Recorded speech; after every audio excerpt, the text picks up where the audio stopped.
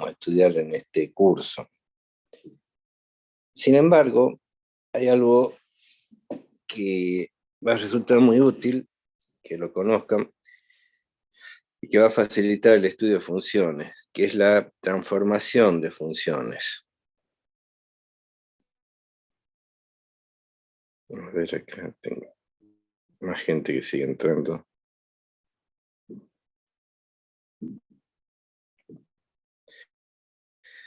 Vamos a ver directamente acá, en esta aplicación para graficar. Supongamos que yo tengo una función, vamos a llamarle f de x, igual vamos a tomar cualquier función. X al cuadrado, por ejemplo. Esta va a ser nuestra función base. Bien, ¿qué sucede si yo a esta función le sumo o le resto un número? ¿Qué creen ustedes que va a ocurrir con la gráfica? Supongamos que le sumo 1. ¿Hola? Se va a mover un lugar arriba. A ver, yo voy a hacer acá una g de x.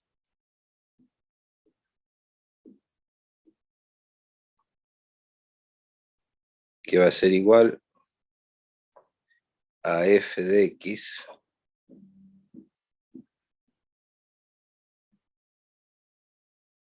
más, le vamos a sumar un número k.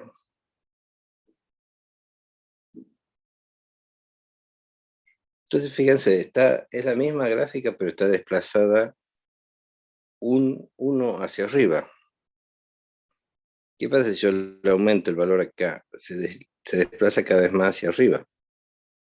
¿Y qué pasa si le resto? Se desplaza hacia abajo. Bueno, esa es una primera transformación que es muy fácil de entender. Porque a cada punto de la función, base, digámosle así, le estoy sumando o le estoy restando un valor fijo. Entonces, cada punto se traslada esa cantidad fija hacia arriba o hacia abajo, según le esté sumando o restando. Bueno, muy bien.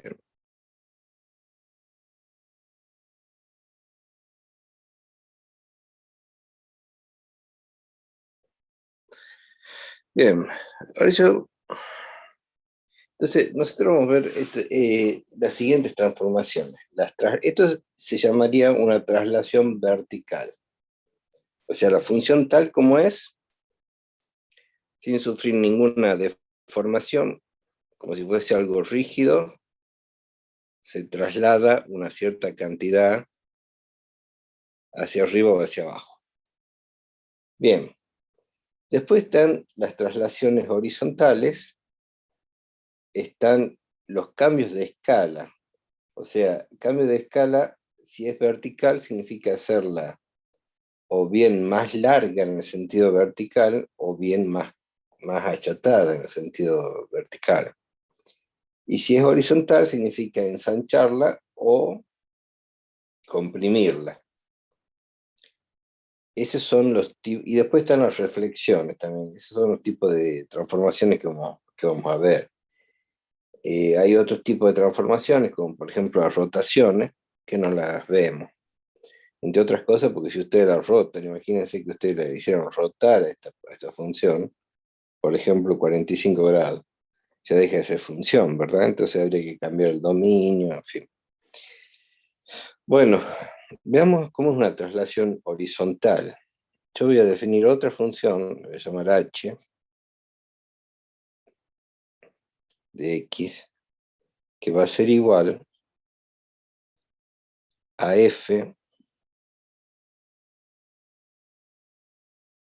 de x. Bueno, h no me convenía. Entonces vamos a poner otra letra. Vamos a poner p. Porque h le quería llamar Le quería llamar h acá al parámetro este que lo voy a restar ahora, pero porque ustedes están, digamos, acostumbrados a llamarle hk a las coordenadas del vértice. Entonces,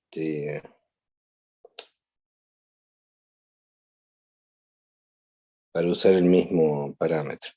Fíjense ahora qué sucede.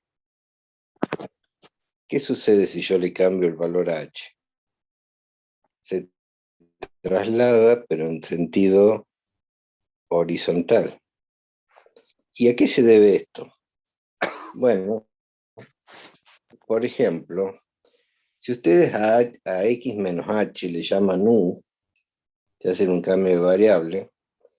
Ahora, para que u valga 0, h tiene que valer 2,5, por ejemplo, acá en este caso. Y si le doy, por ejemplo, un valor positivo, acá le doy 1, para que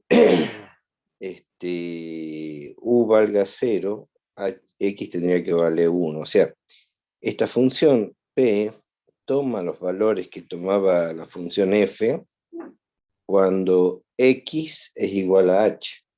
Entonces, todo se traslada h lugares hacia la... Bueno, si h es positivo, hacia la derecha, y si es negativo, hacia la izquierda. Bien. Eso vendría a ser una traslación. Entonces, tendríamos ese efecto. Ahora fíjense lo siguiente. Voy a llamar a otra función q.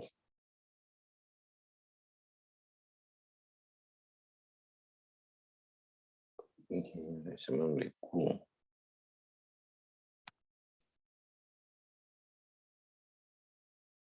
Vamos a hacer igual, perdón, q de x. Vamos a hacer igual a por, bueno, no voy a poner A, voy a poner C. Así, A por f de x.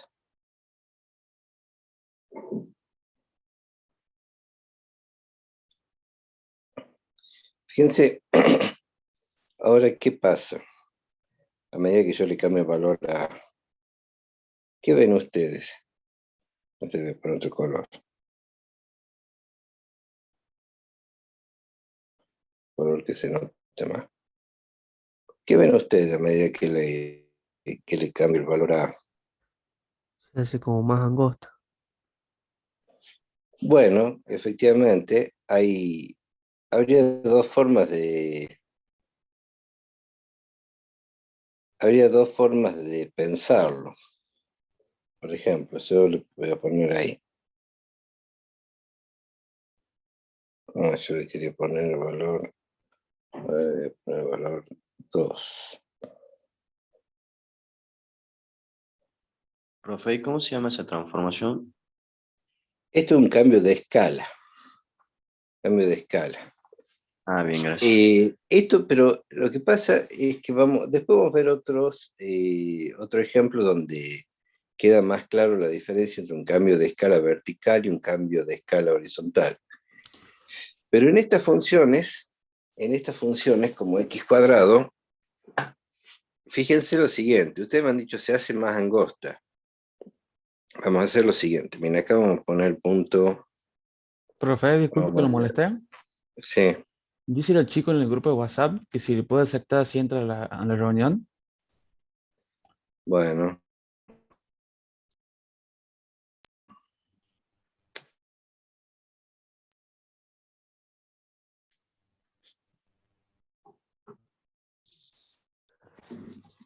Había varios, parece que tienen que llegar a varios.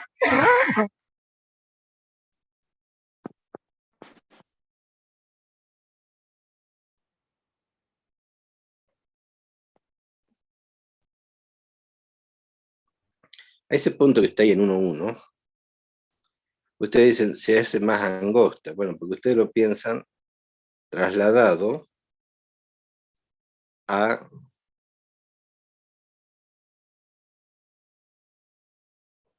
raíz de 2 sobre 2.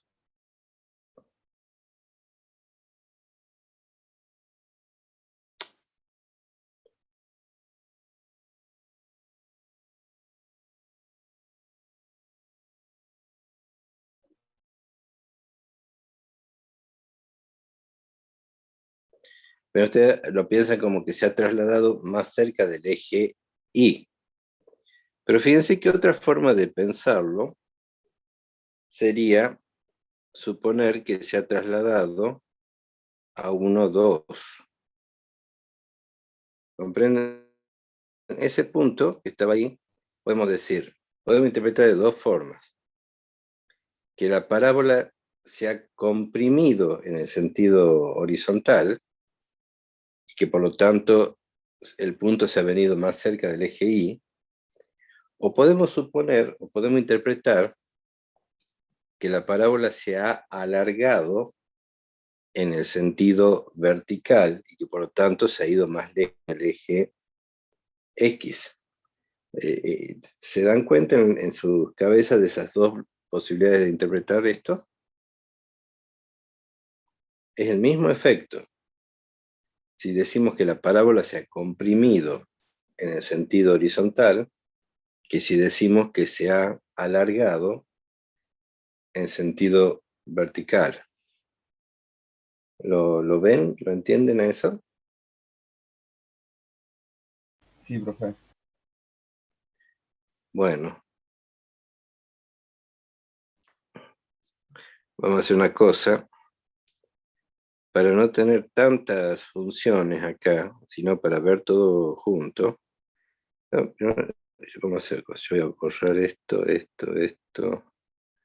voy a borrar Q, voy a borrar P, y directamente acá le voy a poner todas las informaciones en una sola función, menos H, y todo esto multiplicado por A. Entonces ahora fíjense cómo yo, modificando esto, puedo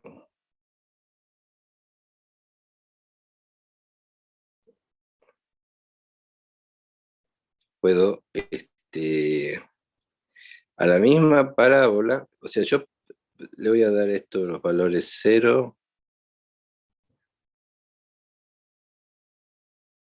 0,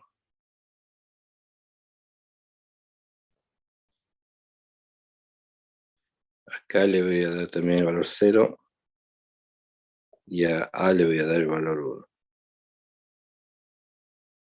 sea, si yo le doy esos valores, 0, 0 y 1, las dos parábolas coinciden. Si empiezo a modificar K, la traslado en el sentido vertical. Si empiezo a modificar H, la traslado horizontalmente. Y si modifico A, le provoco algo que se puede interpretar como que la estoy cambiándole la escala horizontal o vertical. Pero vamos a ver que en otras funciones no puedo interpretar de cualquiera de las dos formas. En otras funciones hay una interpretación para el cambio de escala vertical y otro para el cambio de escala horizontal. Y fíjense lo siguiente, que cuando a A le doy un valor negativo, ¿qué se produce además del cambio de escala?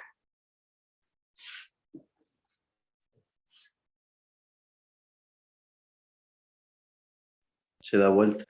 Se invierte, digamos, ¿no? Se da vuelta, significa que hay una reflexión en el sentido vertical. Es como si ustedes hubieran puesto un espejo ahí en el vértice, un espejo horizontal, y entonces ahora están viendo la reflexión en el espejo. Bueno, Pero yo acá le puedo cambiar a la función.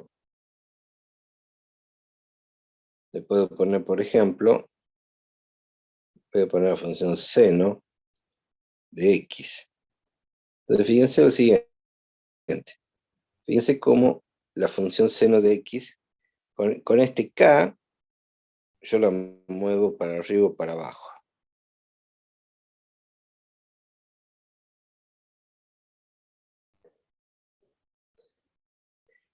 Con el h para la izquierda o para la derecha.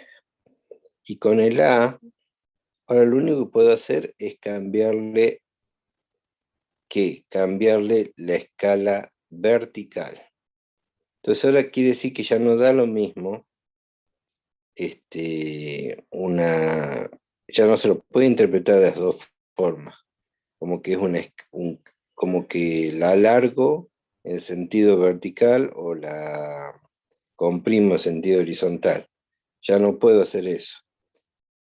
¿Qué necesito para tener las dos posibilidades? De alargarla y de comprimirla en sentido horizontal también. Necesito poner otro parámetro más, que le voy a llamar C.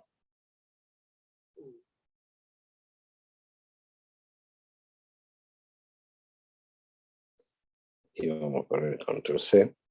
Y ahora fíjense cómo ahí cambia la cosa y la puedo comprimir. Cuando le doy a C valores grandes, ¿qué sucede? Se comprime en sentido horizontal. Y cuando le doy valores chicos, ¿qué hace? Se expande en sentido horizontal. Cuando le doy valores menores que 1, se expande en sentido horizontal. Ven que las góndolas son más largas. ¿Y qué pasa si le doy un valor negativo?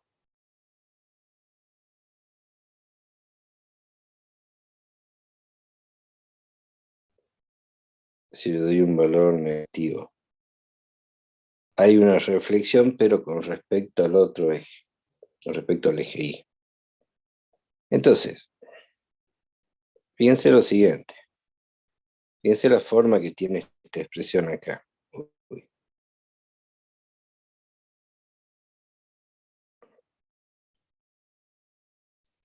Esa de la función G. Cuando yo a la función la multiplico por A toda la función la multiplico por A, estoy haciendo un cambio de escala vertical. Cuando lo que multiplico por C es la variable independiente, o sea, la X, hago un cambio de escala en el sentido horizontal. Cuando a toda la función le sumo K, hago una traslación vertical. Cuando a X, o sea, variable independiente, le resto H, hago una traslación horizontal.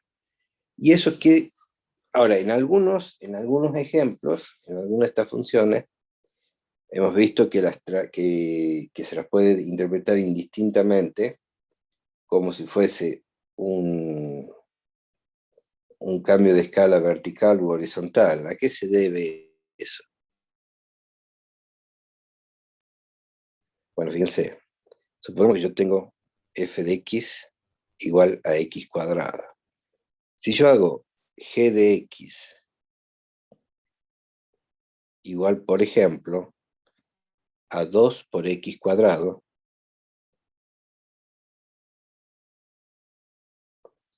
fíjense que yo lo puedo interpretar como que esta es la función f, que la estoy multiplicando por 2.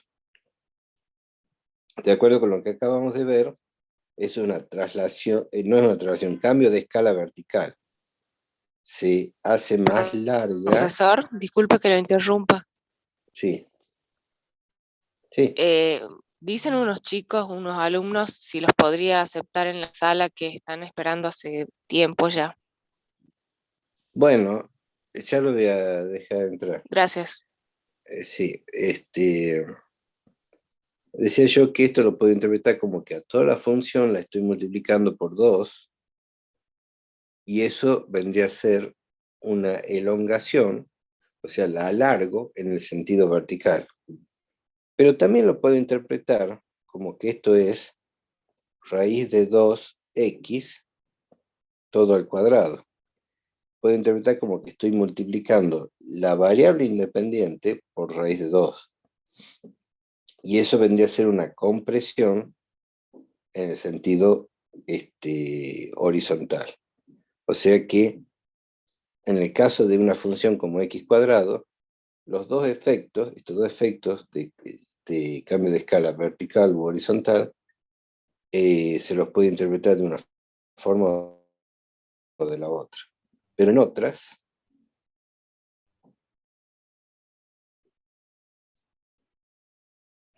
como en el caso del seno, ustedes acaban de ver que los dos efectos están separados. Profe, Sí. ahí Hay el que estar chico quiere que preocupado porque hasta las conecte la 8:30 se asistencia. puede poner en asistencia, no es así. Bueno, está bien, ya le voy a dar los códigos de asistencia. ¿Qué es la ventaja de esto? Que si ustedes ven, por ejemplo, 3 seno de 4 por x menos 2/3 de pi, todo eso más 4, usted dice, qué complicado esto, todos los parámetros que tiene esta función. Pero ustedes tienen que pensar que eso es básicamente la función seno a la que se le han aplicado estas 4 transformaciones. Se le ha trasladado, tanto en sentido horizontal como vertical, se le ha provocado un cambio de escala, tanto en sentido vertical como horizontal. Por ejemplo, acá en lugar de seno, pongamos cualquier otra función. Por ejemplo, supongo que yo pongo la función logaritmo natural de x. Fíjense, a la función logaritmo natural, con esto yo la hago más arriba, más abajo. Si le doy fíjense que si le doy un número negativo, provoco una reflexión en el eje Y. Con esto, no, perdón, esta no la estaba yo cambiando hacia arriba, hacia abajo. Lo que estaba haciendo era, con esta, era comprimirla o alargarla en el sentido horizontal. Con esto la traslado en el sentido horizontal. Con esto le cambio la escala en el sentido vertical.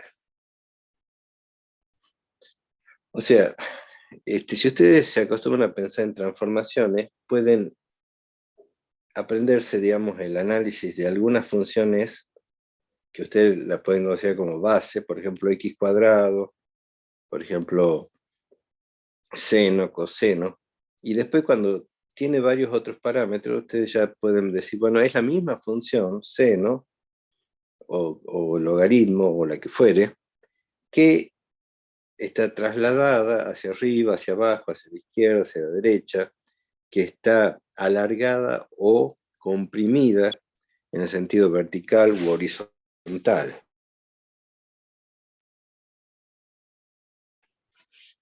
Por ejemplo, vamos a poner algunos ejemplos. Supongamos que yo le pongo acá la función f de x igual a 3 seno de 4x menos pi sobre 3. Vamos a poner corchetes.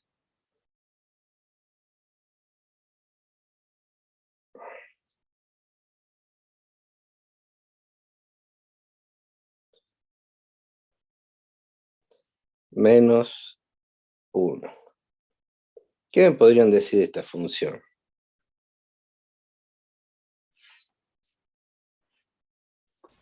Primero que está desplazada menos 1 en respecto de x. Bien, acá este menos 1, que está al final, nos dice que es la función seno desplazada 1 hacia abajo. ¿Qué más?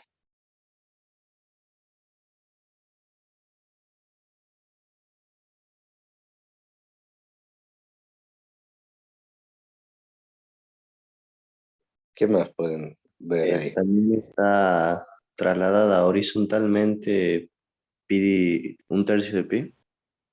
Muy Un tercio bien, de pi. eso lo ven acá. ¿Qué más?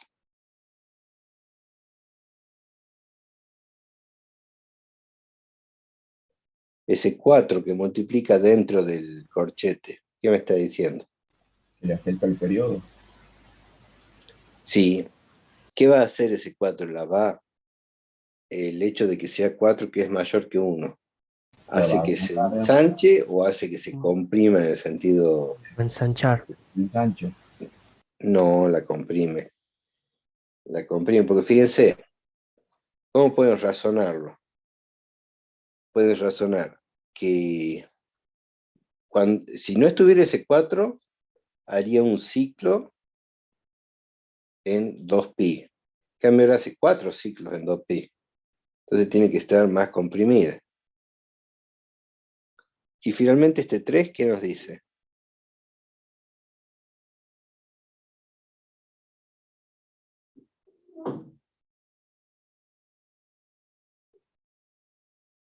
¿Qué nos dice ese 3?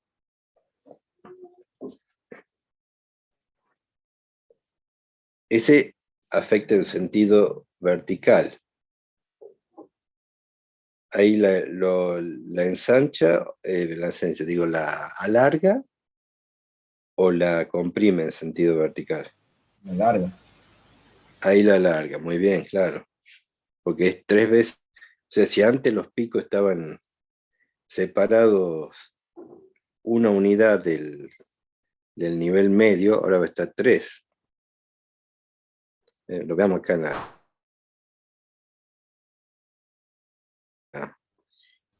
vamos a tomar como función base seno. Vamos a tomar como función base seno de x.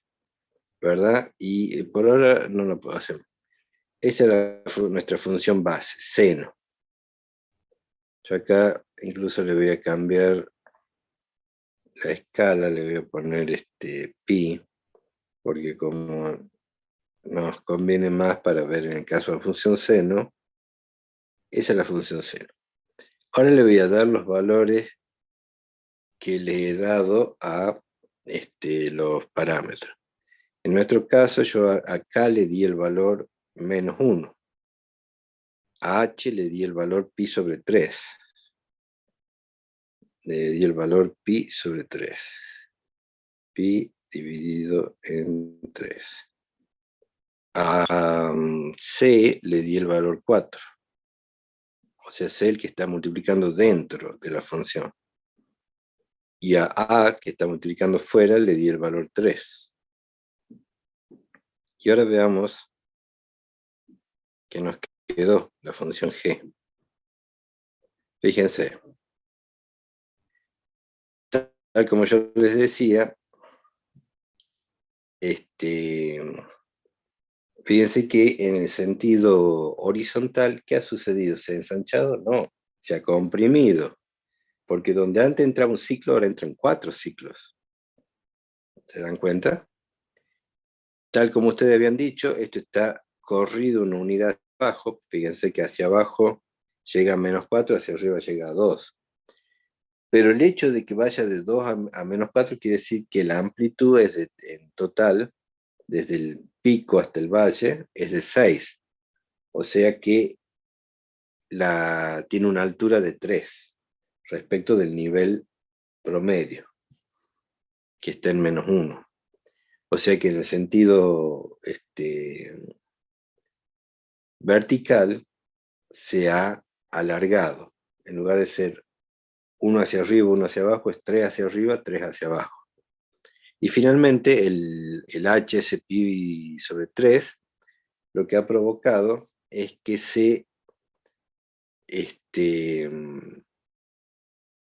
corra pi sobre 3 a la derecha. Bueno, ¿se entiende lo de las transformaciones y cómo usted les puede ayudar a estudiar la función? Sí, profe. Profe. Sí, profe. O sea, la utilidad que tiene es que aprendiéndose unas cuantas funciones base, luego pueden interpretar las otras como transformaciones de esa función, ¿eh? Como que la han trasladado o como que le han cambiado la escala. Bien, ¿Profe? sí. La Sí. transformación de la letra C, ¿cómo se llamaba?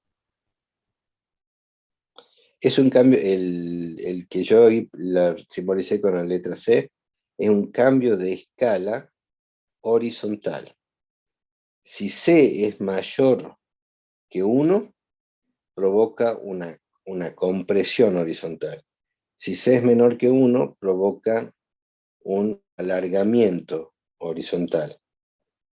Y si además C fuese negativa, entonces además provoca una reflexión respecto de, o sea, una reflexión en el sentido horizontal también. ¿Mm? Bien, muchas gracias. Bueno.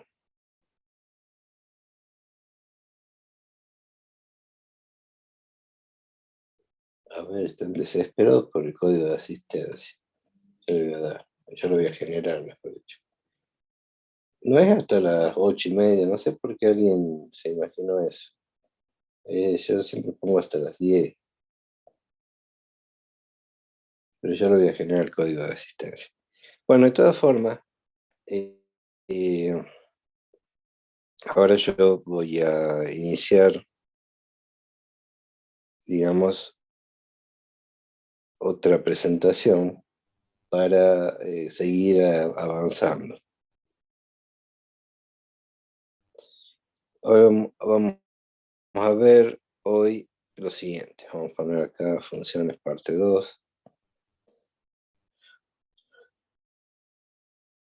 Pensé que también estoy entrando acá a generar el código de asistencia.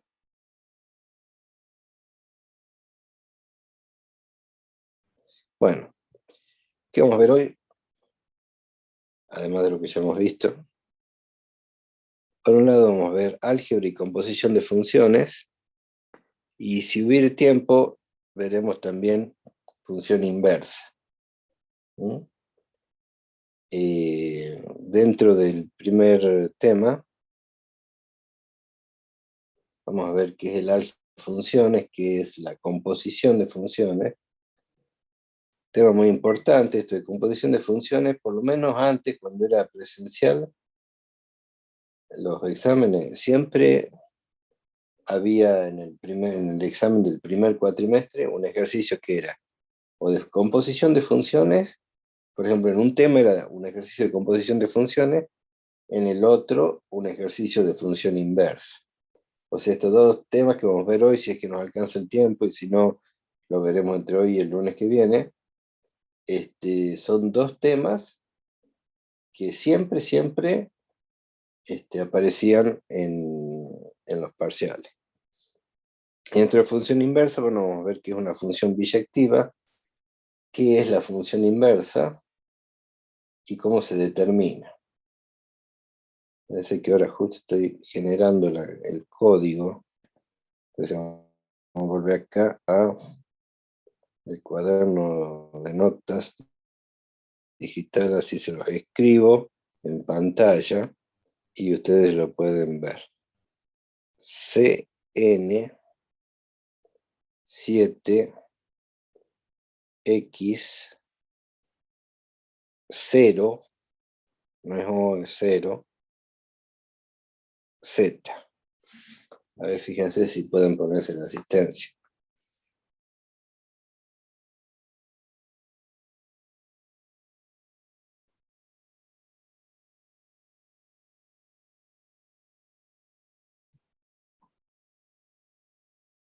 ¿Han podido?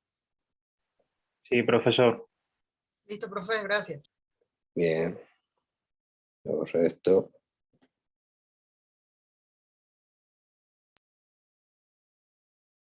Vuelvo a la presentación. Bien, este es el temario de clase. Vamos a ver si lo podemos desarrollar todo hoy, o una parte hoy y otra parte de la clase que viene. Empecemos con el álgebra de funciones. Esto es muy sencillo. Supongamos que tenemos dos funciones y entonces las operaciones se pueden definir sobre la intersección del dominio de las dos funciones. Entonces, por ejemplo, la función suma es la suma de las funciones. Por ejemplo, si yo pusiera seno más logaritmo de x, eso es seno de x más logaritmo de x. Esto es no solamente muy sencillo, sino que además muy, hasta diríamos, obvio o intuitivamente obvio. Lo que sí hay que tener cuidado con la cuestión del dominio. ¿Dónde puedo yo sumar, si yo quisiera seno de x más logaritmo de x? ¿Dónde puedo hacer esa operación? ¿En cualquier número real x?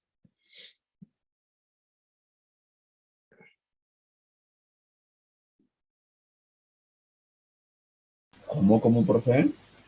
Supongamos que yo quisiera hacer seno de x.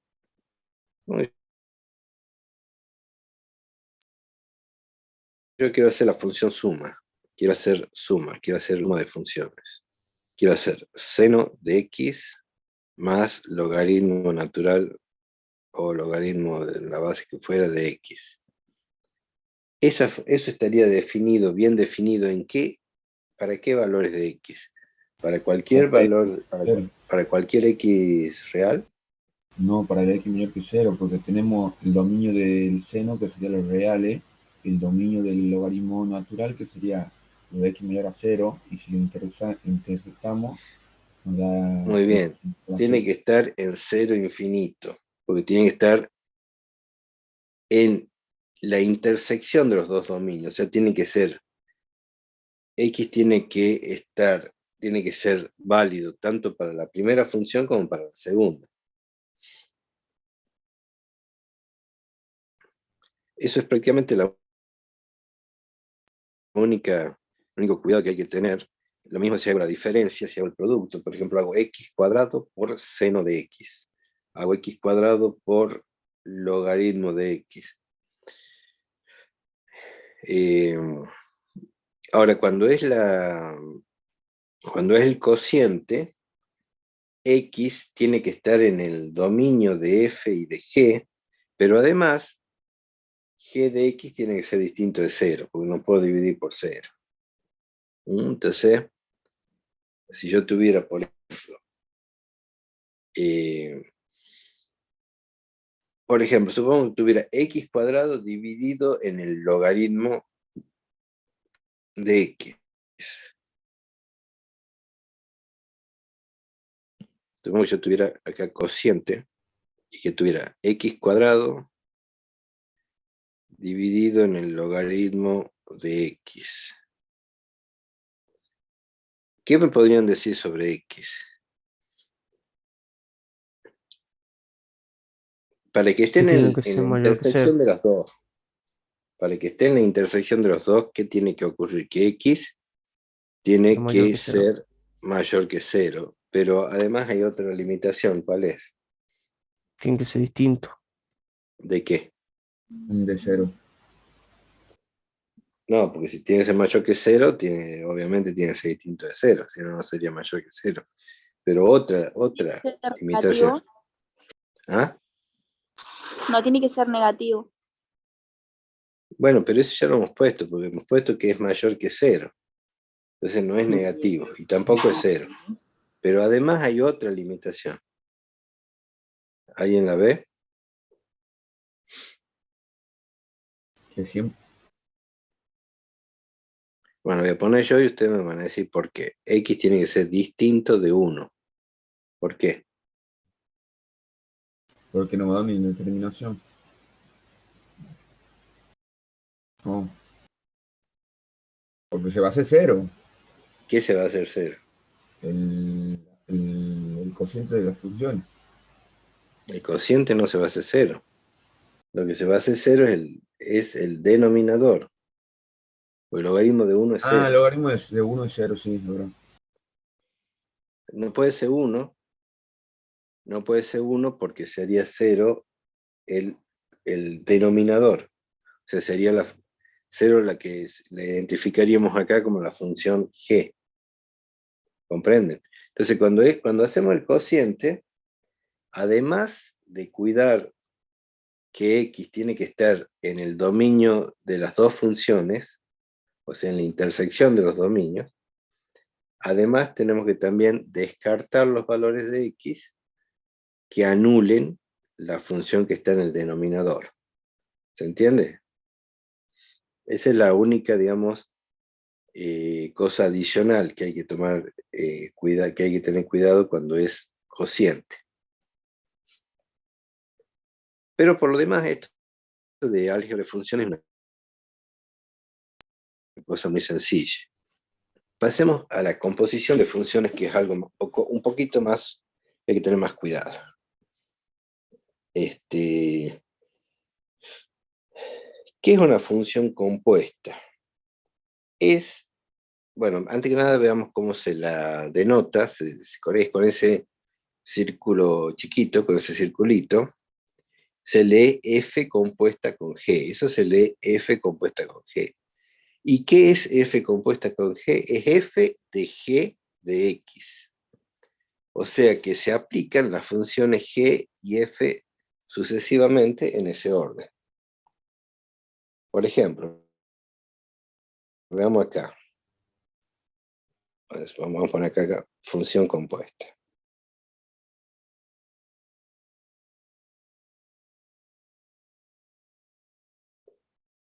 Supongamos que yo tengo la función f de x igual a x cuadrado y g de x igual a seno de x. Y que me pidan la función f compuesta con g de x. Esto sería f cuyo argumento ya no es x, sino que es g de x. Entonces, ¿cuál es f? Es x cuadrado. Ajá, o sea que es algo elevado al cuadrado. Es algo elevado al cuadrado. Pero ese algo ya no va a ser x, sino que va a ser g. Entonces, seno de x elevado al cuadrado. O como se suele escribir, seno cuadrado de x.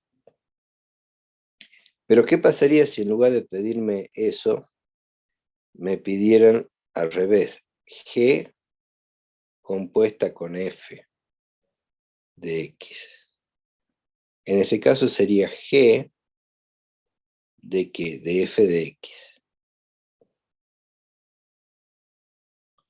Bien, g es seno. Pero seno de ¿qué? Ya no va a ser seno de x, sino de f. Y f es x cuadrado. Entonces va a ser seno de x cuadrado. Es decir, no es lo mismo seno cuadrado de x que seno de x cuadrado. Entonces no es lo mismo f compuesta con g que g compuesta con f. Y podemos hacer composición también de 3, 4, 5, las funciones que nosotros queramos. Por ejemplo, supongamos que tengo f y f de x, supongamos que fuese raíz de x. Supongamos que g de x fuese logaritmo natural de x. Y supongamos fgh, le llamemos h de x igual, por decir algo, coseno de x. ¿Cómo sería, por ejemplo, f compuesta con g compuesta con h de x? Esto sería, bueno, me fijo, ¿qué es f? F es la raíz. Entonces, ¿la raíz de qué?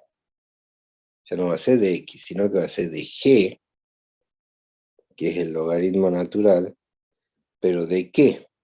No de x, sino de h, o sea, de coseno de x. ¿Se dan cuenta? Raíz del logaritmo del coseno. ¿Qué pasa si yo les dijera, bueno, no, pero yo quiero que ustedes me hagan h compuesta con f compuesta con g? A ver, ¿quién me dice cómo sería? Esto lo vamos a copiar. Copiar. Vamos a poner acá para... Pero vamos a poner más chico. A ver, tienen ahí a la vista las funciones. ¿Cómo sería f compuesta con... No, h compuesta con f compuesta con g?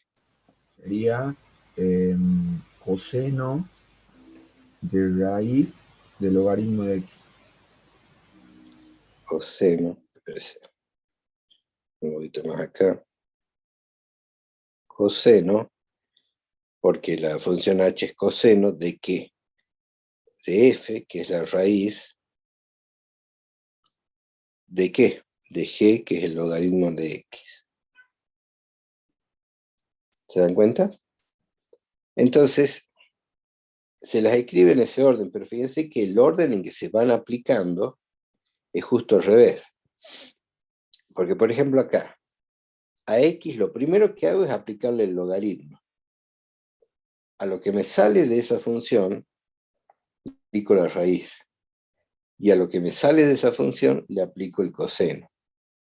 O sea, que si la composición es h compuesta con f compuesta con g, lo primero que se le aplica a x es g, lo segundo es f, y lo último es la que figura primero, la h. ¿Se entiende eso? Sí, profe. Sí, profe. Bien, volvamos acá a la presentación.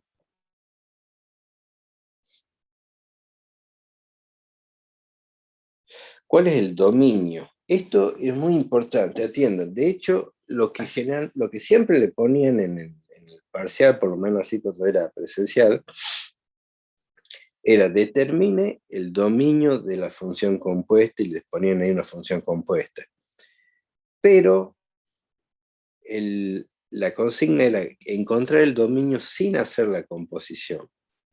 O sea, no la podían armar la función compuesta y ahí ponerse a investigar el dominio, sino que tenían que investigar por separado el dominio de f y de g, y de ahí deducir el dominio. Eso está bien porque a veces cuando se hace la composición y no se tiene cuidado, se introducen, o sea, se cambia el dominio. Pero, digamos, si no se hacen si no se toman las precauciones del caso. Pero ¿cómo hacemos para encontrar el dominio de la función compuesta? Analizando no la función compuesta ya armada, sino las funciones f y g. Bueno, lo primero que tenemos que hacer es encontrar el dominio de la función g. ¿Por qué? Porque g es lo primero que le vamos a aplicar a x. Entonces, si esa x no está en el dominio de g, listo, ya no podemos hacer, ni siquiera podemos empezar a hacer nada con esa x. Lo primero que nada es que tiene que estar en el dominio de g, porque es la primera función que le vamos a aplicar. A continuación, g, al aplicarle la función g, vamos a obtener valores que son los que están en la imagen o rango de g. Y esos valores que están en el rango de G tienen que ser capaces de ser admitidos por la función f. O sea, tienen que estar en el dominio de f. O sea, para que el esté en el dominio de f compuesta con G, tiene que estar en el dominio de G y además su imagen por G, o sea, el G de X tiene que estar en el dominio de f.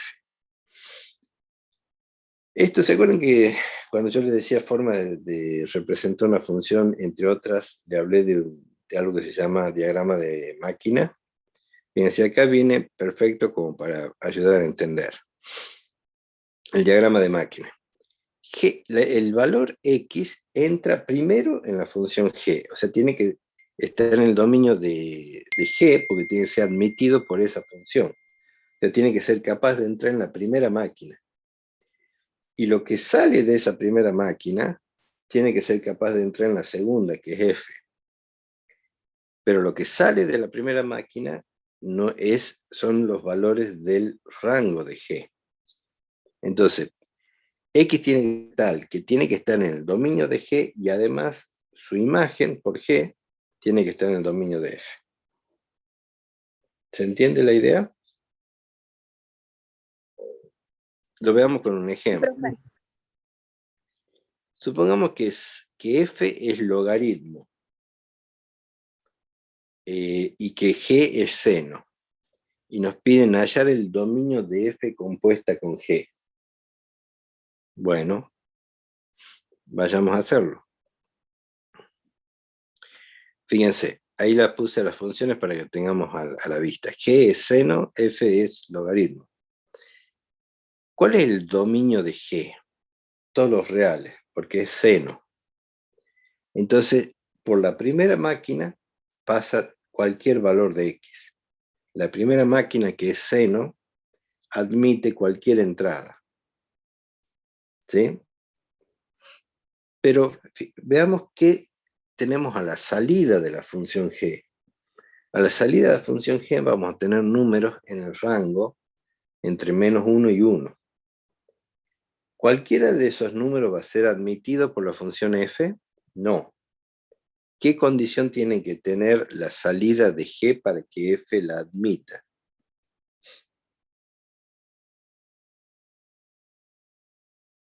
F es logaritmo. ¿Qué tipo de valores va a admitir el logaritmo? Mayores a 0, positivo, digamos. Claro. Y G produce valores que pueden ser positivos, pueden ser 0 o pueden ser negativos. Entonces, tenemos que quedarnos solamente con los valores de X que producen, por medio de la función G, imágenes positivas. Entonces, fíjense, el dominio va a ser los X que estén entre 2kπ y 2k más 1π. ¿Por qué? Veamos esto en una gráfica. Fíjense, ¿en qué intervalos es positiva la función G?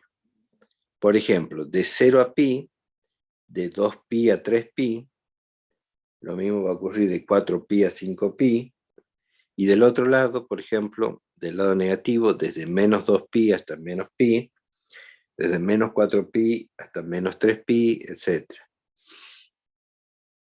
O sea, todos esos intervalos tienen la forma 2kπ hasta 2k más 1 por pi. Por ejemplo, cuando k vale 0, como k vale 0, tengo 2 por 0 por pi, o sea, tengo entre 0 y pi. Cuando k vale 1, tengo entre 2k, entre 2pi y 3pi. Cuando k vale 2, tengo entre 4pi y 5pi. O sea, con eso estoy poniendo todos los casos posibles. Pero fíjense cómo se alternan. Se alternan intervalos donde está definida la función con intervalos donde no está definida la función compuesta.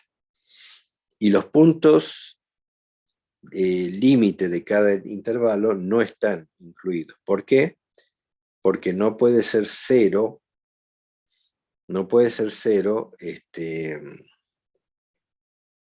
la salida de G.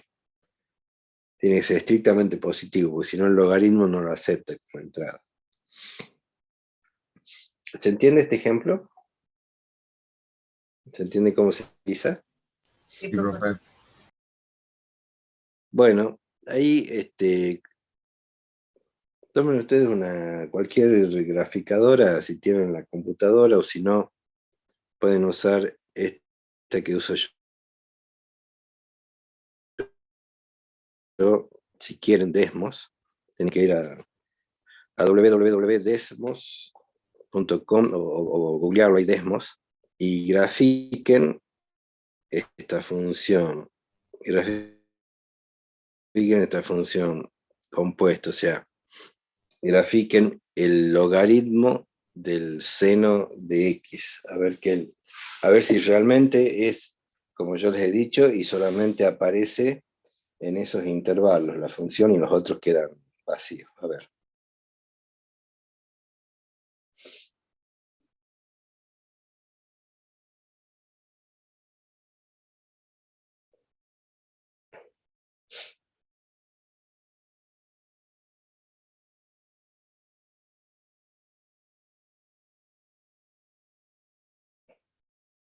Pongan logaritmo.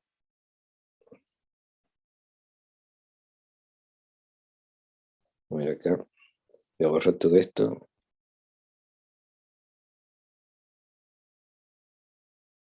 Acá, si ustedes están haciendo en la web, les sale esto que está acá abajo, les sale en un botón que está abajo a la izquierda. Tienen que hacer clic y se les despliega esto. Entonces se van acá a funciones y eligen logaritmo, que está acá hay 4 categorías. Var, ponen logaritmo, vuelven a funciones, se van a trigonométricas, ponen del seno, y ahí le ponen X, y a ver qué les da. ¿Alguien lo ha podido hacer? Si hacen con Desmos, si no con cualquier otra. Si tienen GeoGebra, también lo pueden hacer con GeoGebra.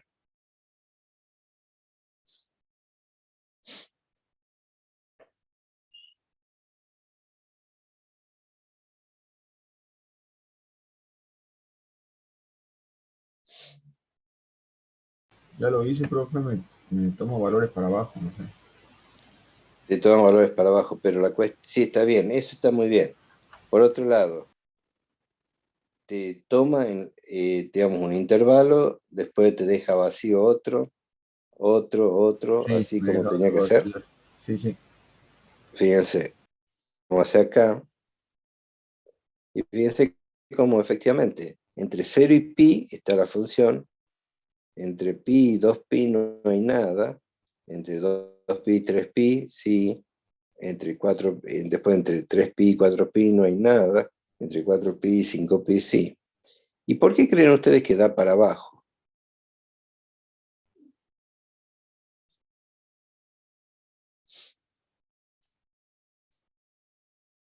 Excepto un punto donde se hace justo 0, por lo demás negativo. ¿Qué explicación le darían a eso?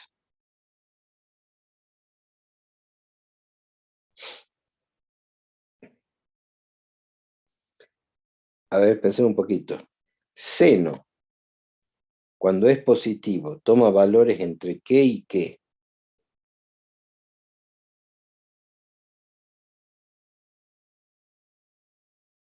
Cero y pi. Por infinito. No, el seno. El seno. ¿Qué valores toma seno? A ver, hagamos acá seno. De -1 a -2. Seno Digo, de -1 a 1. de -1 a 1, pero en la parte positiva toma de 0 pi. no, de 0 a 1. Seno, los valores que toma seno, no los valores de x, sino los valores de la función seno. Seno, en su parte positiva, tiene como mínimo O sea, 0 y como máximo 1. Nunca pasa de 1. ¿Estamos de acuerdo? Sí. Entonces, ¿y cómo es el logaritmo de un número que está entre 0 y 1? Es negativo, salvo justo en uno que vale 0. Bueno, fíjense, cuando el seno pasa por 1, su logaritmo pasa por 0. Pero como todos los otros números son menores que 1, el logaritmo da negativo. ¿Se dan cuenta?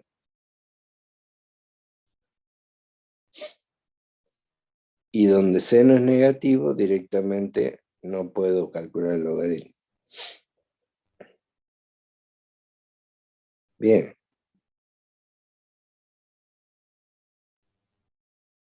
Vamos por acá. ¿Se ha entendido este ejemplo? Sí, profe. Bueno, si les apareciera un ejercicio así, supongamos que se pudiera tomar el examen en forma presencial como era antes, aunque todo indica que no va a ser posible, porque en lugar de mejorar la situación parece que empeora cada día. Pero supongamos que se pudiera. Este era un típico ejemplo, no digo este concreto, sino alguna función compuesta. Era uno de los típicos ejercicios que aparecía siempre en el primer parcial. O sea que es muy importante, y es importante saber encontrar el dominio sin hacer la composición, sino analizando por separado las funciones X, F y G, y de ahí deduciendo.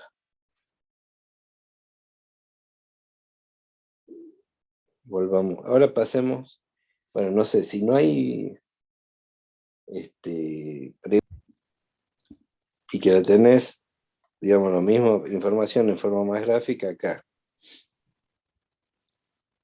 Igual yo esta presentación la voy a poner ahora dentro de un rato en ahí donde en la carpeta esa de material de estudio.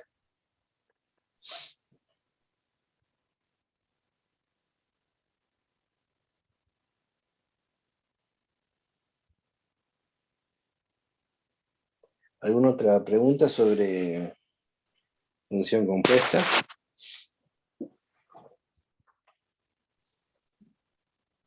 Muy importante que la lleguen a dominar bien. Profe, yo tengo una pregunta aparte. A ver.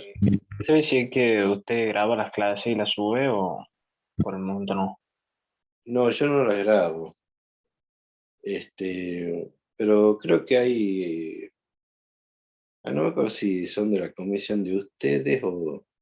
Sé que hay por lo menos alguien que las graba, pero no me acuerdo si es alguien de la comisión esta, porque yo tengo además la 1S2 y la 1K9. Sé que hay alguien que las graba, pero yo le dije, no tengo problema que las grabe, solamente que me gustaría que me avisaran antes de empezar. Bueno, no me avisan, pero me avisan después. Bueno, no importa. No hay problema, pero lo que quiero decir con esto es que si pregunto, bueno, en primer lugar pregunto yo, ¿es alguien de esta comisión el que las graba o no? No hay problema que lo haga, ¿no? Así que, y si no, pregunten a los chicos de la comisión 1S2 o de la 1K9. Estoy seguro que hay alguien que les grabe, entonces le pueden pedir que les comparta. Porque son la misma clase, básicamente. Salvo las dudas que surgen, eso cambia, pero la misma, la clase básicamente es la misma. Buenísimo, profe, muchas gracias. De nada. ¿Alguna otra pregunta sobre función compuesta?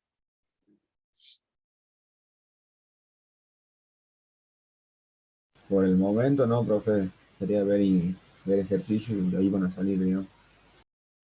Sí. ¿Hasta dónde han llegado en la práctica para la semana pasada? Hicimos el punto 1. El punto 1. Bueno, muy bien. Vamos a ver función inversa. Pero para eso primero vamos a explicar qué es una función biyectiva. Y para eso primero tenemos que explicar qué es una función inyectiva y qué es una función sobreyectiva. Bueno, muchos términos, pero son fáciles de entender. ¿Cuándo es inyectiva? Cuando a cada elemento del dominio le corresponden diferentes elementos del codominio. O sea, básicamente, ¿qué significa esto? Ustedes recuerden el diagrama de flechas. Salían flechas de los elementos del dominio hacia el codominio. Yo en el ejemplo que les había puesto, había veces que llegaban 2 flechas a un mismo punto del codominio. Bueno, para que sea inyectiva no tiene que ocurrir eso. O sea, tienen que llegar una flecha a cada elemento del codominio, tiene que llegar como máximo una flecha. O pueden no llegarle ninguna. ¿Y cuándo es sobreyectiva? Cuando a todos los elementos del dominio les llega alguna flecha. O sea, el codominio coincide con el rango. ¿Y cuándo es biyectiva? Cuando es las dos cosas a la vez, inyectiva y sobreyectiva. Pero lo veamos acá en un cuadro. Fíjense. Ahí tenemos 2 columnas, 2 filas. La columna que dice sobreyectiva, ¿qué es lo que sucede? Fíjense en el codominio. No hay ningún punto, ni arriba ni abajo, al que no llegue alguna flecha. Algunos puntos llegan 2. Abajo a la izquierda tenemos un punto al que llegan 2 flechas. Pero no hay ningún punto al que no lleguen flechas. Por eso se dice que es sobreyectiva. El codominio coincide con la imagen. ¿Se entiende eso? Ahora veamos la fila de arriba. Se dice que es inyectiva. ¿Por qué es inyectiva? Porque si ustedes se fijan en la fila de arriba, no hay ningún punto del codominio al que lleguen 2 flechas. Siempre llega como máximo una. Puede ser que no llegue ninguna. Por ejemplo, arriba a la derecha hay un punto al que no llega ninguna. Pero a ninguno llegan 2. Al contrario de lo que pasa abajo. Las de abajo son no inyectivas porque hay ejemplos de puntos del codominio al que llegan 2 flechas. Podrían llegar 3, 4. Cuestión es que si hay puntos donde lleguen más de una flecha, no es inyectiva.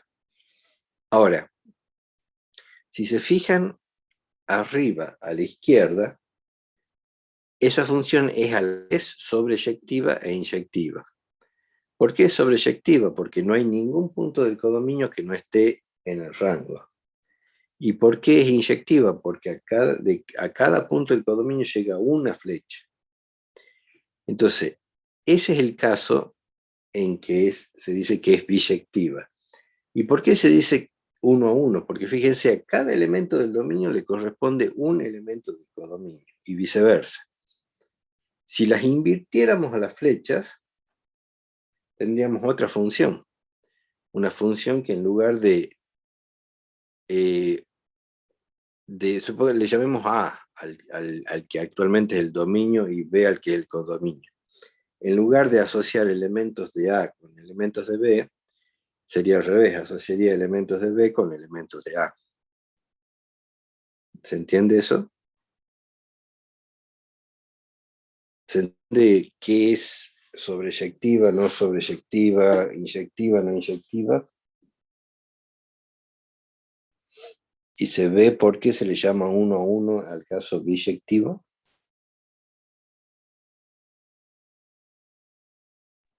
Sí, profe. Entonces, fíjense cómo el caso que está arriba a la izquierda, si yo invirtiera las flechas, tendría otra función. Una función que en lugar de ir del dominio, digamos, del conjunto que está a la izquierda al que está a la derecha, iría del conjunto que está a la derecha hacia el que está a la izquierda. Eso es la función inversa. Ahora fíjense los otros tres casos. Empecemos fijándonos en los de abajo, o sea, cuando no es inyectiva. Ahí podríamos hacer eso de invertir las flechas. No podemos. ¿Por qué? Porque hay puntos a los que llegan dos flechas. Entonces, si quisiéramos invertir las flechas, por ejemplo, ese punto que está arriba, estamos hablando de la fila de abajo. El punto que está arriba saldrían, ahora si las invirtiéramos a la cabeza de las flechas, desde ese punto saldrían dos flechas. Y no es posible eso en una función. No puede del dominio salir, de un mismo elemento del dominio, salir dos flechas. Entonces, cuando la función no es inyectiva, no podemos de ninguna manera pensar en una función inversa, salvo que encontremos alguna forma de anular alguna de esas flechas. Ahora, cuando veamos el caso arriba a la derecha, que es inyectiva pero no es sobreyectiva. Ahí el problema, si invertimos las flechas, es que hay un elemento del codominio que se queda sin flecha, porque el codominio pasaría a ser el nuevo dominio, y habría un elemento que se queda sin ninguna flecha que salga de él. Pero ese problema es más fácil de resolver. Simplemente redefinimos el codominio de tal forma que incluya solamente a los elementos de la imagen, o sea, anulamos ese puntito que quedó solo en el codominio. Estoy hablando del cuadro que está arriba a la derecha. Y con lo cual pasaríamos a estar en la misma situación del cuadro de arriba a la izquierda. Por eso en algunos textos van a ver que dice que para que una función tenga inversa, tiene que ser sobreyectiva, mientras que en otros textos dice tiene que ser inyectiva. ¿Por qué? Porque están considerando que el caso que está arriba a la derecha se resuelve fácil. Se resuelve fácil simplemente redefiniendo el codominio para excluir a ese punto que quedó solo. Pero hablando con propiedad, en realidad, para que tenga una función inversa, tendría que ser el caso biyectivo. Pero es muy común que muchos libros digan que la función debe ser inyectiva. Bueno, vamos a ver. Veamos, si la función es inyectiva, no pueden existir dos valores distintos de la variable independiente, tales que f de a es igual a f de b, claro. Porque eso significaría que salen dos flechas, una de a y otra de b, y que llegan al mismo valor de i. O sea,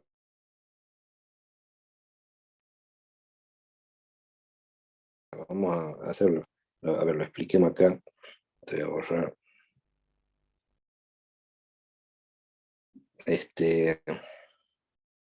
Vamos a explicar acá.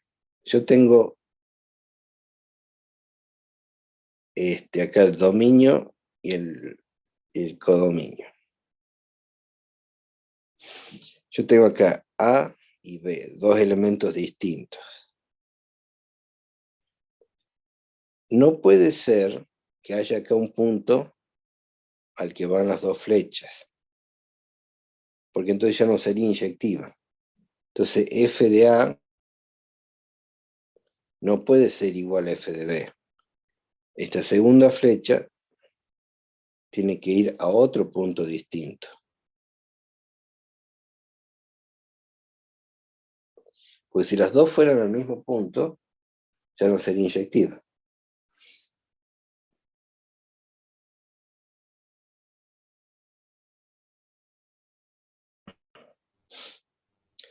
Pero lo importante es esto, no puede haber dos valores distintos de la variable independiente. A ver, tengo más notificaciones de Zoom, seguro que son de gente que quiere entrar. Bien, he puesto acá. Bien.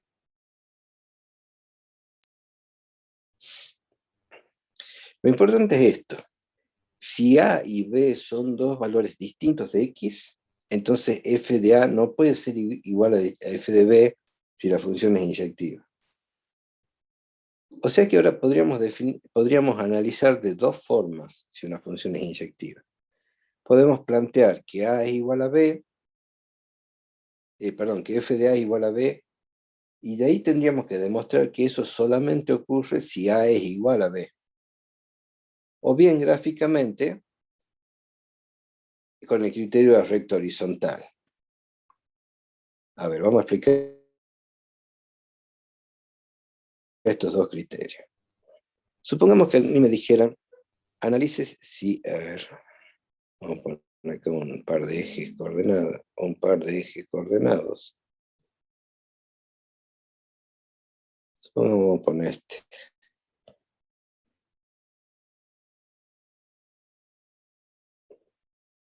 Entonces me dice, analice si esta función es inyectiva. Y ahora vamos a otra función con otro color y analicemos si es inyectiva esta otra. Bueno, la primera, sí, la azul.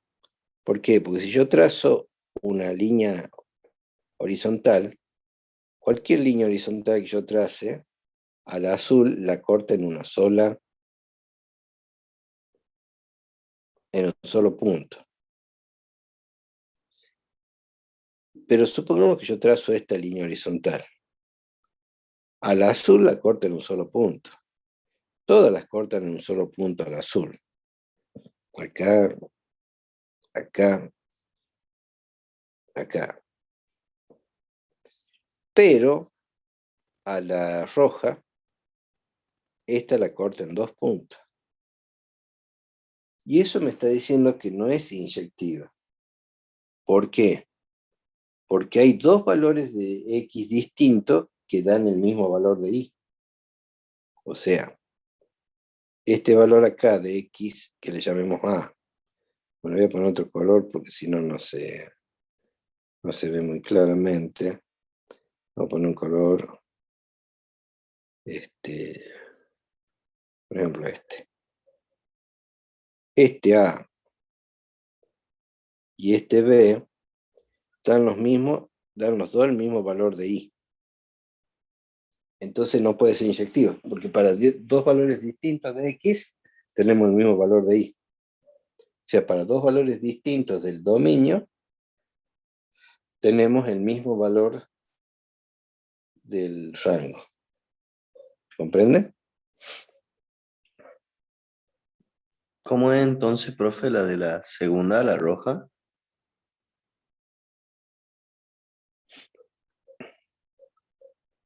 Veamos cómo podemos hacer el análisis.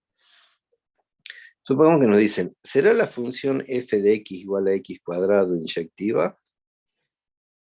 Si lo queremos plantear analíticamente, planteamos f de a igual a f de b, o sea, a cuadrado igual a b cuadrado.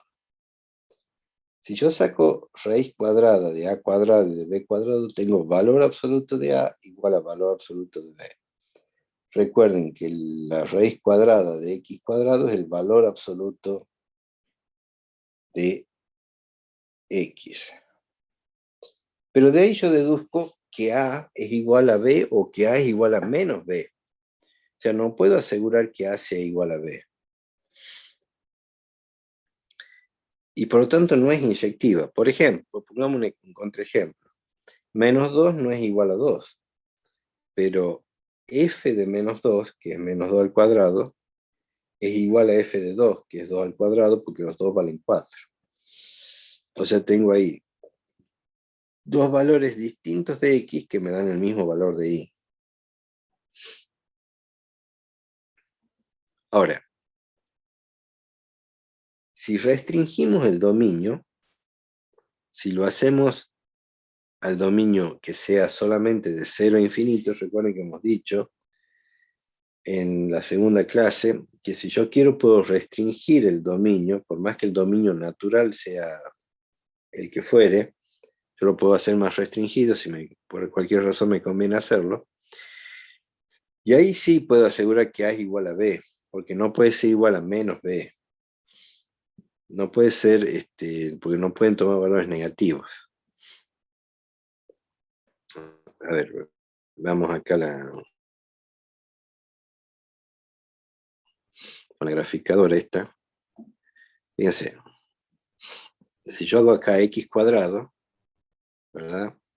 No es inyectiva, porque yo hago acá, por ejemplo, y igual a k,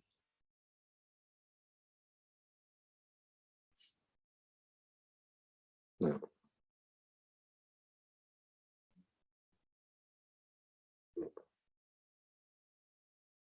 Bueno, hago, por ejemplo, y igual a 2, por poner algo. Fíjense cómo esta recta la corta en 2 puntos. Acá y acá. Significa que hay 2 puntos distintos.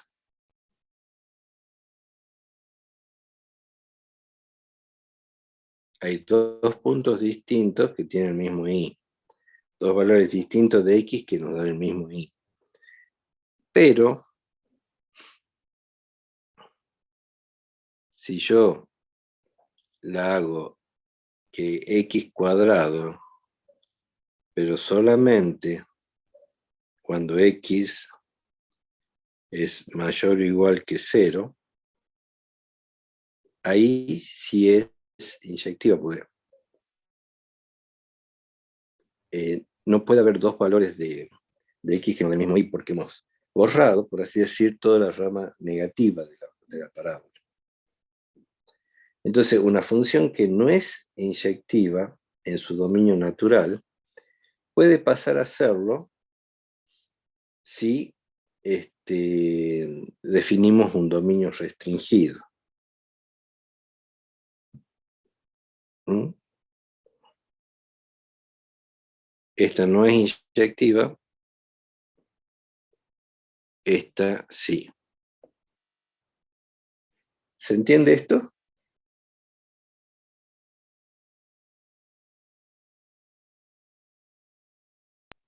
Sí, profe. Bien, porque esto es algo muy importante.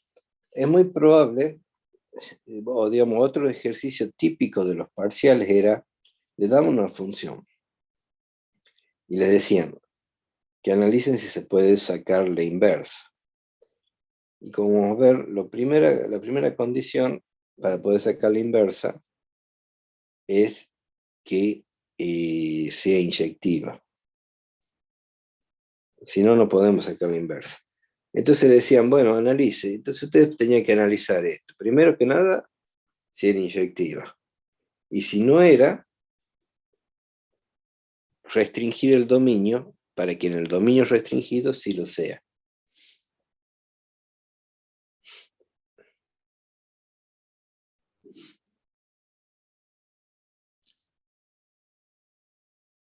Bueno, ahora vamos a ver otro concepto importante, que es el de función monótona. Decimos que una función es monótona creciente si cuando A es menor que B, eso implica que f de A es menor o igual que f de B. Decreciente si f de A es mayor o igual que f de B, y monótona si es creciente o decreciente. Y si no se puede dar la igualdad, entonces es estrictamente creciente, estrictamente decreciente o estrictamente monótona en general. Bueno, a ver, expliquemos esto. De nuevo vamos a poner acá uno de estos sistemas de ejes.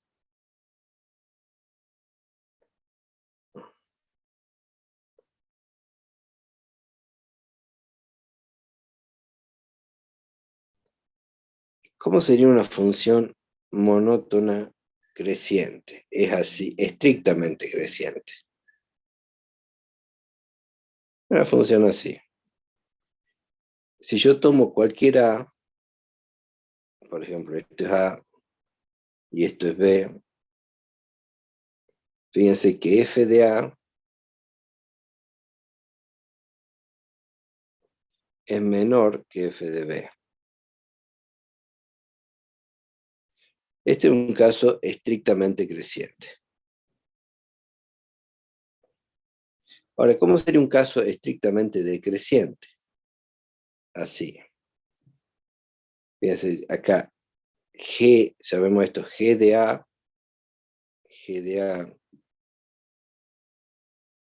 es mayor que G de B. ¿Y por qué esa diferencia entre estrictamente creciente y creciente? Bueno, pongamos en otra. Esto es una cosa poco común, pero podría darse la siguiente función.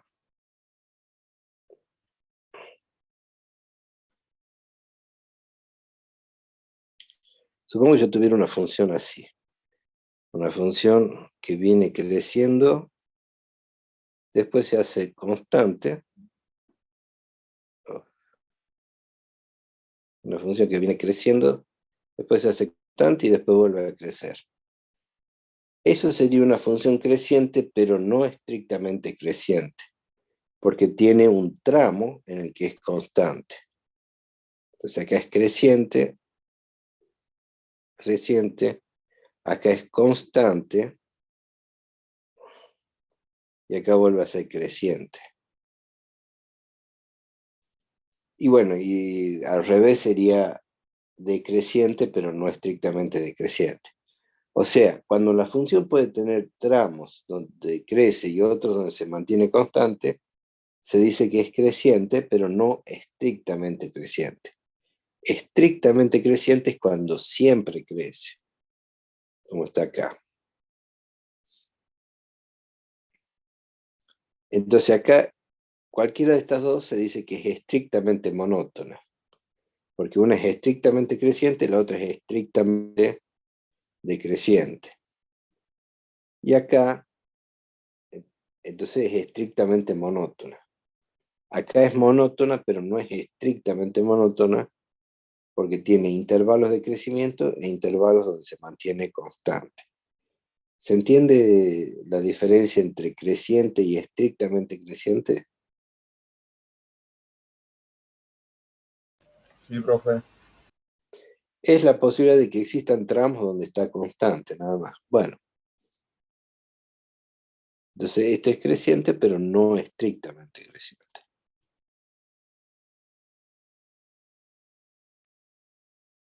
Volvamos acá a la presentación. ¿Qué importancia tiene esto y qué relación? Bueno, la importancia es la siguiente. Si una función es estrictamente monótona, entonces es inyectiva. Fíjense ahí, la función esta f que tenemos a la izquierda es estrictamente creciente y es inyectiva. Ustedes trazan cualquier recta horizontal y la cortan en un solo punto. En cambio, esta otra función h que tenemos a la derecha no es monótona, tiene intervalos donde crece, intervalos donde decrece. Y después vuelve a crecer. Y no es inyectiva, y ustedes están viendo ahí que para ese valor de i, que está marcado con una línea roja, hay 3 valores de x que dan ese valor de i. Entonces no es inyectiva. ¿Se ve eso o no? Sí, profe. ¿Sí? Bien. Y entonces piensen también, relacionen con el ejemplo anterior, el de x cuadrado. X cuadrado en todo su dominio no es monótona, porque primero tiene un intervalo de decrecimiento y después tiene un intervalo de crecimiento. Pero x cuadrado en el dominio restringido de 0 a infinito es estrictamente creciente, por lo tanto es estrictamente monótona, por lo tanto en ese intervalo sí es una función inyectiva. ¿Por qué digo inyectiva? Porque estoy pensando en el codominio, todos los reales. Pero si yo redefino el codominio y digo, no, el codominio van a ser nada más que los reales no negativos, o sea, de 0 a infinito, entonces ahí ya puedo decir función biyectiva. Es solo una cuestión de redefinir el codominio. Bien. Ahora sí, después de haber hecho todas estas explicaciones de función inyectiva, biyectiva, de monotonía, todo esto que hemos ido explicando, ahora estamos en condiciones de definir la función inversa. La función, si f es una función biyectiva, y recuerden que si es inyectiva, la puedo convertir en biyectiva simplemente redefiniendo el codominio. Por eso en algunos libros ustedes van a ver que ahí donde yo puse biyectiva dice inyectiva, porque es una cuestión de cómo definimos el codominio nada más. Bueno, pero si una función es biyectiva, entonces existe la función inversa, que se denomina f menos 1. Esto atiendan porque f menos 1 uno podría confundirse. De hecho, me parece que es una notación no muy afortunada, porque uno podría pensar que f menos 1 es la función f elevado a la potencia de menos 1. O sea, por ejemplo, que f menos 1 de seno sería 1 sobre seno, pero no. Esta notación se la reserva para la función inversa. O sea, no es 1 sobre f, sino que esta notación indica la función inversa de f. Bueno, esta función inversa es tal que, compuesta con f, en cualquiera de los dos órdenes posibles de composición, nos devuelve x. O sea, a mí me dicen, esta es la función f. Yo tengo que pensar, ¿qué función le aplico a f para volver a tener x? Y esa es la función inversa, si es que existe. Ahora, si no es biyectiva, no tiene función inversa en todo su dominio. Pero podemos redefinir un dominio restringido donde sí la tenga.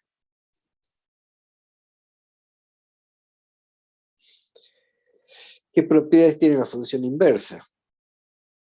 Si existe, es única. Y claro, esto es fácil de entender.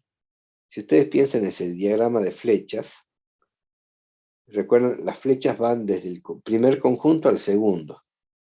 Bueno, si las invertimos a las flechas, tenemos la función inversa. Hay una sola forma de invertir las flechas. Entonces, la función inversa, si existe, es única. Intercambian dominio y rango. O sea, el dominio de una es el rango de la otra. Claro, porque la función f va de su dominio, las flechas apuntan del dominio de f al rango de f. Entonces, si en la función inversa, las flechas van a ir al revés. Van a ir desde el rango de f hasta el dominio de f. O sea, que para f menos 1, el rango de f va a ser su dominio y el dominio de f va a ser su rango. Y las gráficas son simétricas respecto a la primera bisectriz. Fíjense, ahí está la explicación de por qué son simétricas respecto a la primera bisectriz. Veamos por qué. Yo voy a usar acá un marcador. Ahí está. Fíjense, si el punto AB pertenece a F, entonces el punto BA pertenece a F menos 1. Porque la función f relaciona el elemento A con el elemento B. El elemento A de su dominio con el elemento B de su imagen. Entonces la f menos 1 es justo al revés. Relaciona el elemento B con el A. Bien. Entonces fíjense en este segmento que va de A a B. De A a B a BA. el punto medio está en el punto de coordenadas a más b sobre 2, o sea, el promedio de las abscisas, b más a sobre 2, o sea, el promedio de las ordenadas. Pero a más b sobre 2 es igual a b más a sobre 2, entonces quiere decir que está sobre la primera bisectriz. Y además, ustedes pueden ver que las distancias son iguales. Ustedes hagan la resta, a menos a más b sobre 2, y b menos b más b sobre 2 son las mismas distancias. Solamente que una a la izquierda y otra a la derecha. Y están contenidos sobre una recta que es perpendicular a la primera bisectriz. Entonces, debido a eso, se van formando los puntos de la función f y los puntos de la función f menos 1, siempre van quedando simétricos respecto de la primera bisectriz. Esto es muy importante porque quiere decir que si ustedes conocen la gráfica de la función f, pueden deducir cómo va a ser la gráfica de la función f menos 1, incluso sin calcularla, con solo aplicar esta propiedad de que ambas gráficas son simétricas una de la otra respecto de la primera bisectriz.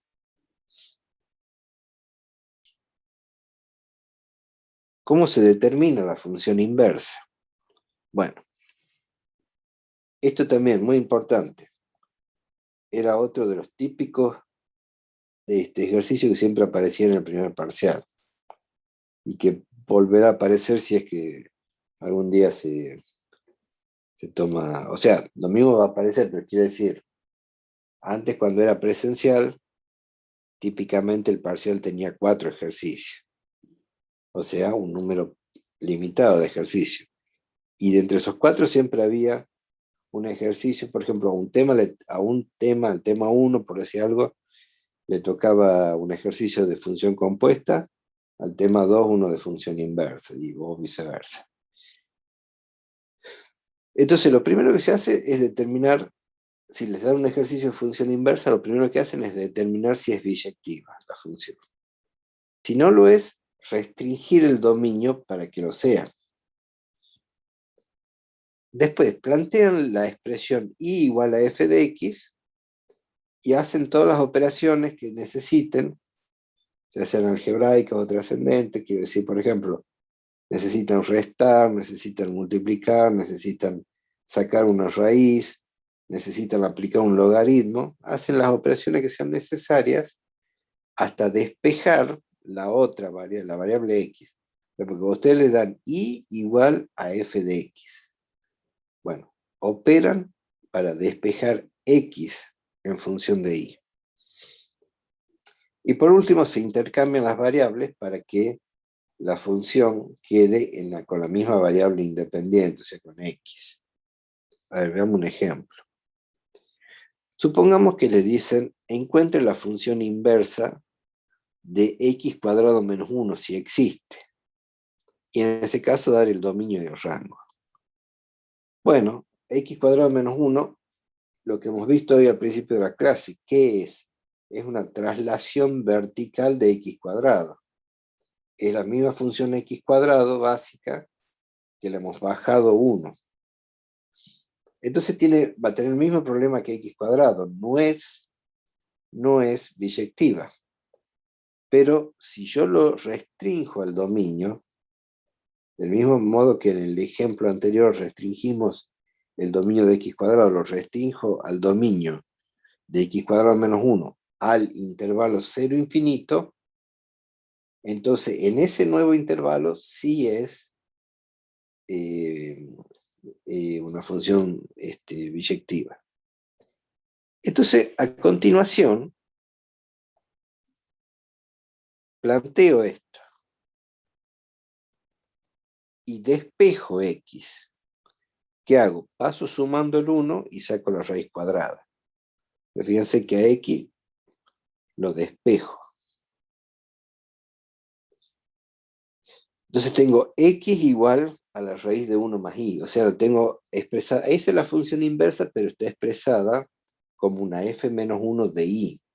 Para que me quede expresada como una f menos 1 de x, intercambio las variables. Donde decía x pongo y, donde decía y pongo x. También lo podría haber hecho de entrada eso. O al final, da igual.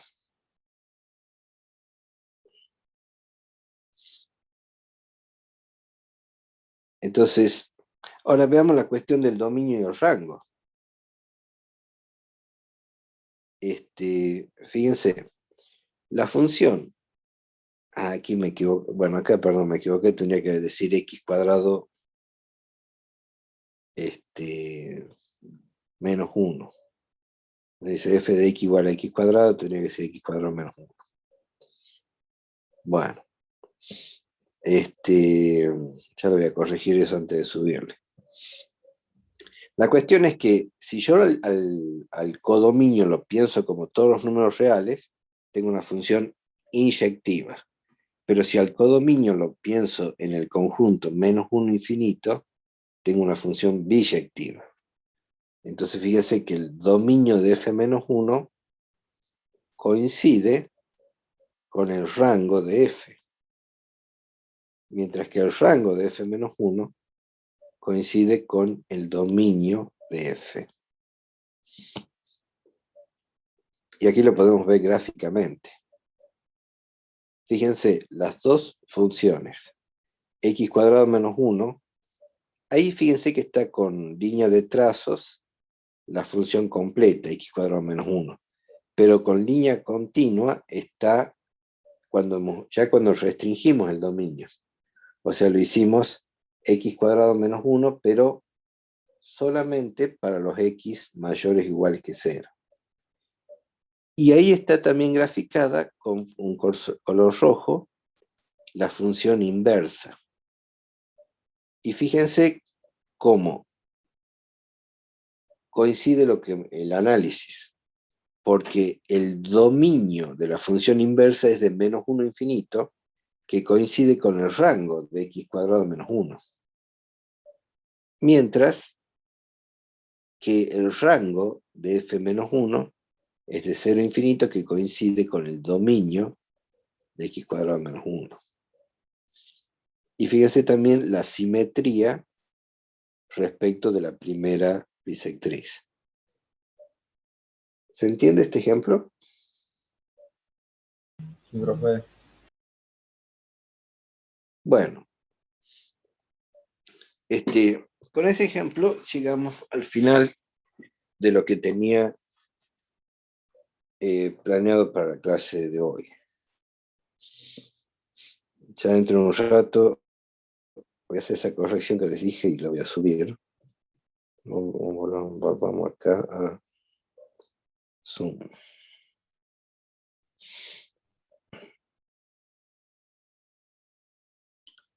Deja de compartir pantalla. Voy a poner cámara. Bueno.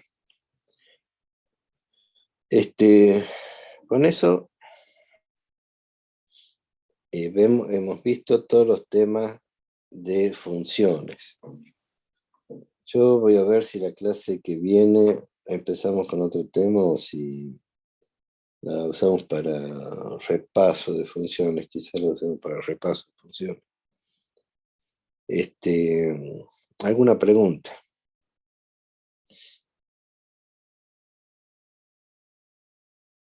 No, profe, sí se me olvidó. Por mi parte, no, Bueno. profe. Estos dos temas que hemos visto hoy, todos estos temas que hemos visto hoy, ¿Se entendió, profe? muy importante que lo lleguen a dominar bien. Supongamos que en algún momento volviéramos al formato anterior de examen presencial,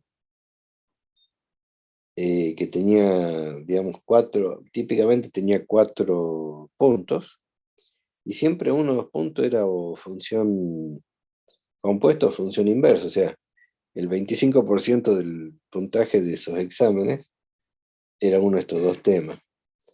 Y ahora, si se sigue haciendo así en forma virtual, que todo indica que va a seguir siendo virtual, bueno, no con el mismo peso, no, pero también seguro que aparece estos temas. Entonces, muy importante que, que los dominen, que los entiendan y los dominen bien. Por supuesto, hay que ejercitarse. En la clase hemos visto algunos ejemplos, pero hay que hacer muchos más. Bueno, no sé, ¿alguna otra pregunta, algo que quieran decir?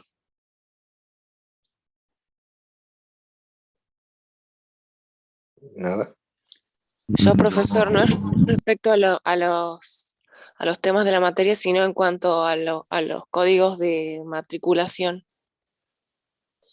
Bueno, todo el que tenga problemas con eso, le voy a pedir que me mande un mensaje por el aula virtual. Yo todos esos problemas los voy resolviendo. Lo único que yo no puedo hacer es matricularlos en el campus. Pero si están en el campus, los Claro, a puedo mí me poner pide la clave de matriculación. dentro de una comisión. Cuando me manden un mensaje para pedirme alguna cosa así, por favor incluyan cuál es la comisión en la que quieren que los matricule, porque digamos, para ustedes es evidente, pero para mí no, porque tengo varias comisiones y después me mandan un mensaje y yo tengo que preguntar, bueno, pero ¿en qué comisión es la que querés que te matricule? Incluyan esa información en el mensaje. Bien. ¿Qué más? ¿Alguna otra Usted pregunta? simplemente me tiene que dar una clave de matriculación. Yo te No es simplemente que yo matriculo, ingrese una clave de matriculación. yo te matriculo si vos ya estás en el campus, yo te puedo matricular en Sí. alguna comisión en específico. Alguien me preguntó Perfecto, bueno, cómo es ya la le mandaré evaluación. mis datos personales. Alguien me preguntó por el chat cómo es la evaluación virtual. Y bueno, es algo parecido a lo que hacían en el ingreso. ¿En qué sentido? Que va a haber preguntas de autocorrección, o sea, ejercicios que ustedes resuelven y ahí mismo la computadora los corrige, y otros que van a tener que desarrollar en un papel, escanearlo, ponerlo en formato PDF y mandarlos para que algún profesor se los corrija. ¿Qué más? Profe, ¿cuánto tiempo durarían los parciales? ¿Ni cuántas horas decís vos? No, la verdad que no sé. No está definido todavía. En la situación presencial que teníamos antes, duraban 2 horas. Pero lo que pasa es que cambia totalmente. Entonces también puede cambiar el tiempo.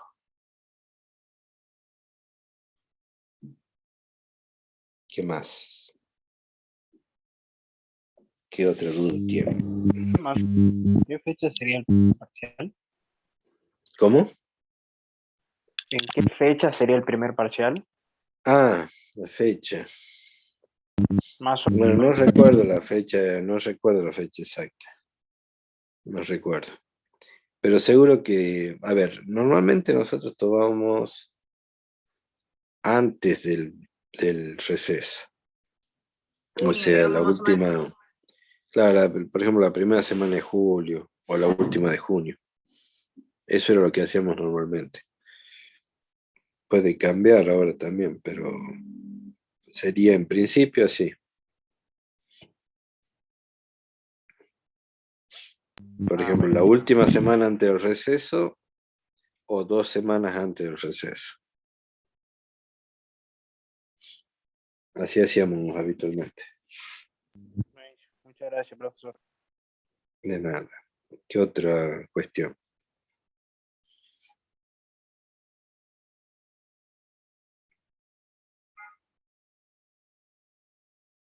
¿Ninguna pregunta más? Bueno, entonces vamos a dar por finalizada la reunión. Les deseo muy buenos días y Nos estamos viendo el lunes que viene. Ustedes sí tienen clases, porque el lunes que viene es exámenes. Entonces las comisiones o sea, exámenes finales. Las comisiones de la tarde y de la noche no tienen clases, pero las de la mañana sí. Así que nos estamos viendo el lunes que viene. Vamos, profe. Sí, Gracias. profe, nos Chao, vemos. gracias. Chao, Bueno, gracias. buenos días y buena semana. Que anden muy bien. Buen día, profe. Gracias, hasta luego.